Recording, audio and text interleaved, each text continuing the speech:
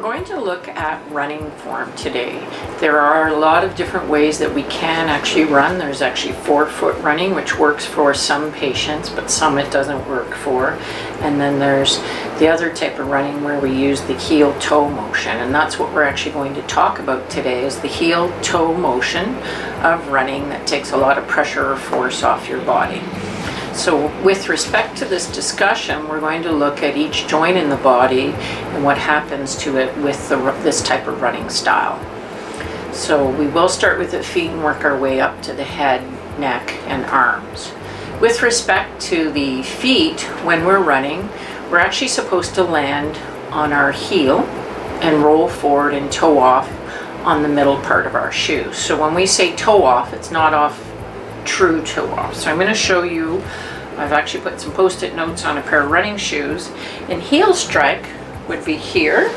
So when we say heel, it's on the outside part, and then when we roll forward and toe off, we actually toe off on the middle part of our foot. So what you should do every once in a while is take your running shoes, flip them over, and check to see if you actually have wear here and here. You don't want a lot of wear on the end of your toe, on the ends here, if you're doing this type of running style, and you don't want a lot on the back either as well. So if you're able to do that, that does take a lot of pressure or force off your body. So if you're able to get the motion properly, which I'll demonstrate with my shoe on my forearm, you're actually landing like this and toeing off in this region here. And what they found with that type of motion, you can actually reduce the amount of force through your body by between 100 to 250%. And you actually feel like there's a spring in your step. So what you should do every once in a while with your shoe is flip it over and make sure the wear is in the right spot. But the other thing as well, to know if there's actually a warning signal, is make sure it's even wear both on your left shoe and your right shoe. Because what we do notice sometimes with patients that come to our clinic is they'll have more wear on one shoe compared to the other one, which means there's an imbalance.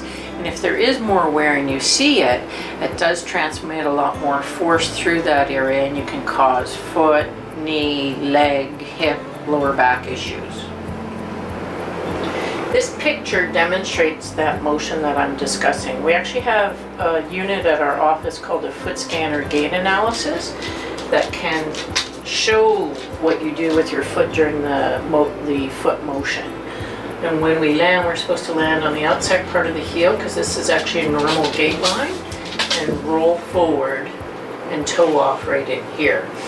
The colors on here are actually color gradated for pressure. So white is the least amount of pressure, then it goes yellow, green, purple, then red. So where we should actually see a lot of pressure is actually on toe off in this region here. And that's the gait line. And what we see often sometimes is, especially if people have flatter feet, we actually don't see all these different colors, and there's more red on the front or the back.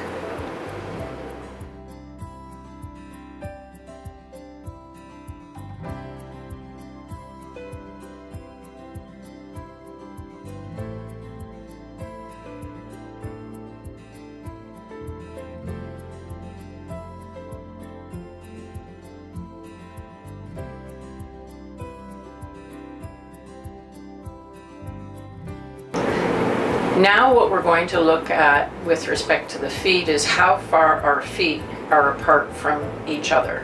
When we're actually running, we should actually have our feet that they're shoulder width apart. If we end up narrowing them, it actually puts more pressure or force on our body, and they've actually found that it can transmit from about 2 to 8 times more body weight to your body. So let's look at that now. So with respect to your running base, it should be as such that your feet are shoulder width apart. Mine are shoulder width apart right now, which actually keeps my feet below my hips, below my shoulders. And that would actually keep your legs vertical. Often what happens is people actually narrow their base. In my 25 years in practice and over 38 years in running, I've yet to see anybody widen it, but people often narrow it, and then they bring it in, and it causes the angle of their legs to flare out, and it puts a lot more pressure or force on their feet, knees, and hips. Because if you want to try narrow your base a little bit and try bouncing on your legs, and then take them to shoulder width apart and try bouncing, and you'll actually feel that there's less pressure or force on your legs. So what we do often see if people do narrow their base is they actually have foot problems, knee problems, either in the front, the patellofemoral type syndrome, iliotibial band issues, hip or lower back problems. And with respect to it, initially when you do try to take your feet out, because your body's been used to having them in for so long, it causes your visual cueing system up to your brain to think, oh wait, now I'm out of alignment. And you actually feel like you're tipping from side to side until your body gets used to it. I've heard a lot of different comments from people when they do run saying, I feel like I'm going side to side and everything. So give it a try that it's shoulder width apart. And the easiest way to do it is stand like that, then walk, and then gradually start to increase your pace so that then you don't switch back to narrow. Now we're going to actually talk about the knees. Now with respect to the knees when we're running, that actually has to do with what we refer to as stride length. So I'm going to turn sideways right now, and that would be when I bring my foot forward and land on the proper part of my heel that we talked about earlier on. We just want a little bit of a bend in the back part of the knee. So we actually don't want it where we have a big bend, because if we have a big bend, then we're landing on the middle part of our foot and we're actually putting a lot of force up through our body and weighting it.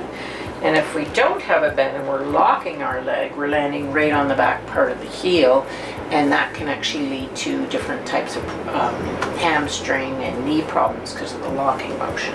So it's a subtle motion and a little bit of a bend, about that much with the stride length.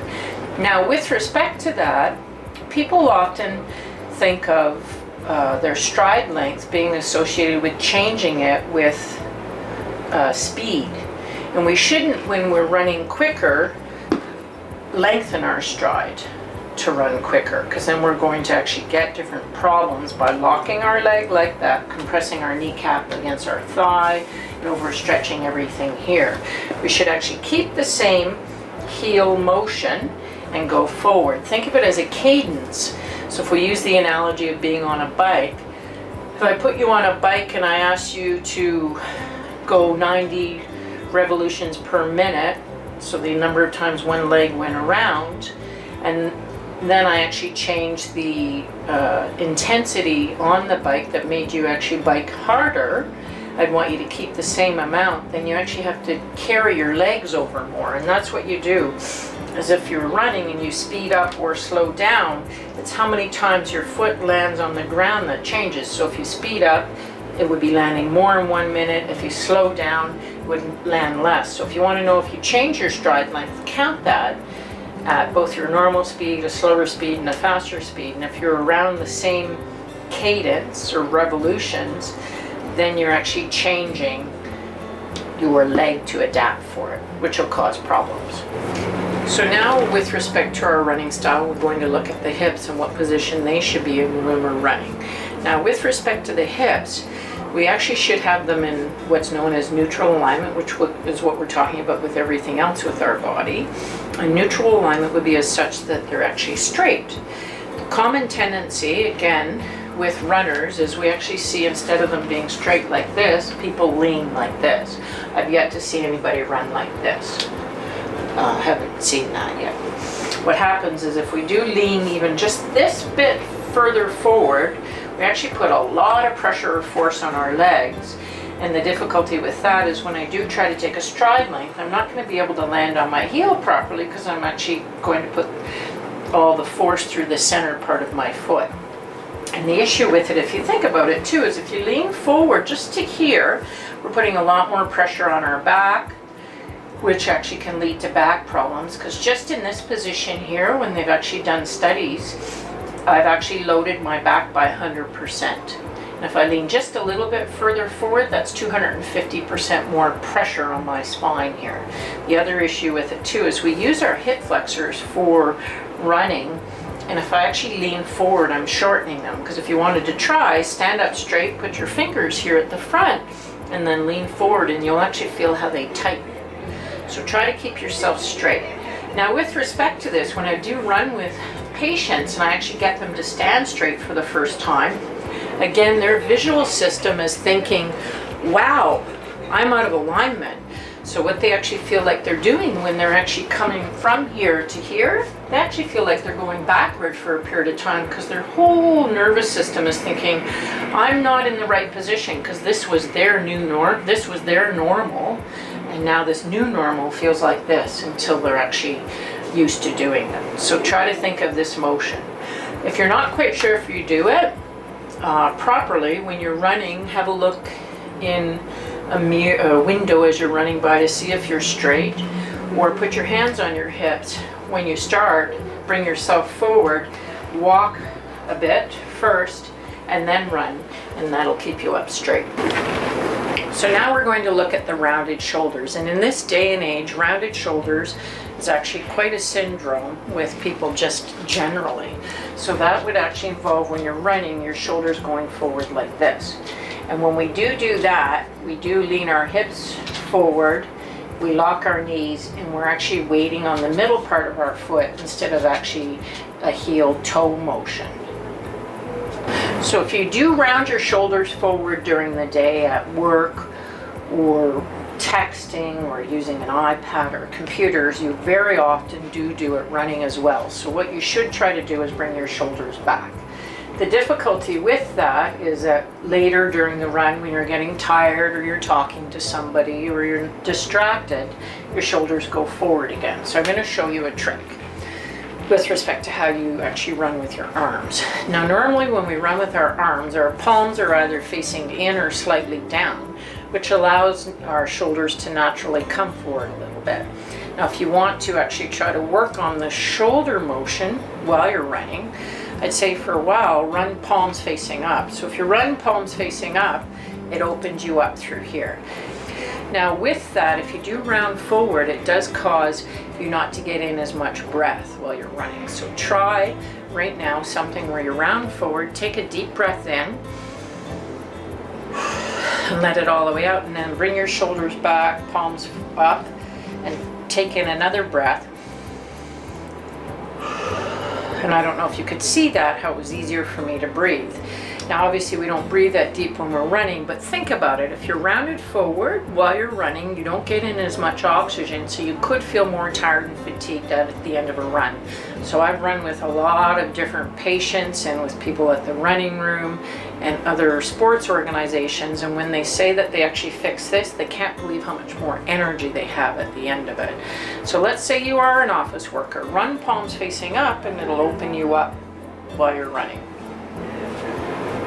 So now we're going to look at the arms. Now with respect to the arms, I haven't had a patient come into the clinic yet with an injury from it, but it is inefficient to actually do it in this fashion, and that would be when you're running to swing your arms in like this. And I have, when I've been running outside, seen a lot of people doing this, and they actually twist from side to side with it.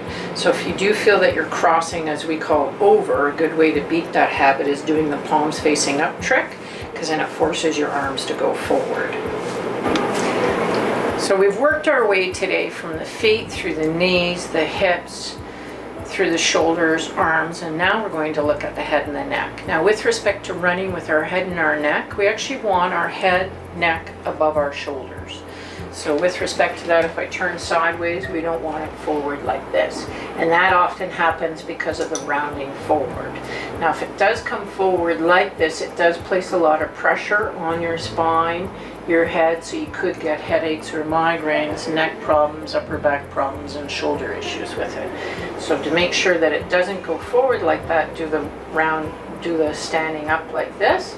The other thing with respect to it, with our head and our neck, is when we're running, we actually want to run and keep it that when we're looking straight ahead with our head and our neck and our eyes. So we're actually looking pretty far ahead, and if we need to actually visualize things here, we actually should just use our eyes to do it. We do need to look down periodically at things, but then raise your head back up to keep it straight, because if you're actually doing this all the time, it is going to put a lot of pressure on things.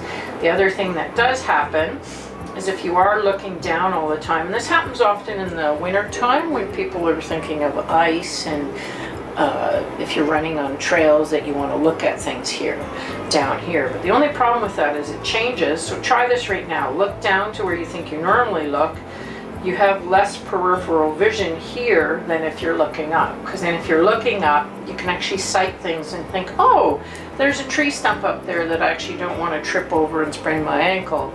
Or, oh, there's a patch of ice, I'm going to go around it. But if you're looking down, you actually have less area you can see, and you have a greater chance of actually coming up and having less time to react to it. So we're going to look at what that motion is like with the heel-toe motion with running. So I'm actually going to turn around right now and run away from you. And what we're looking at is this type of motion, because it's actually a bit of a bounce when we're doing it. Now if we actually land on the middle part of our foot instead, which I'm going to do, you can see how I lose the bounce and you get a bit of a jerky motion. What we'll look at now is the hip movement with respect to things. If we actually lean forward and we're running, there's actually more pressure on my legs versus when I'm running and my hips are back, you get more of a spring, because you will feel a bit more of a spring with that movement.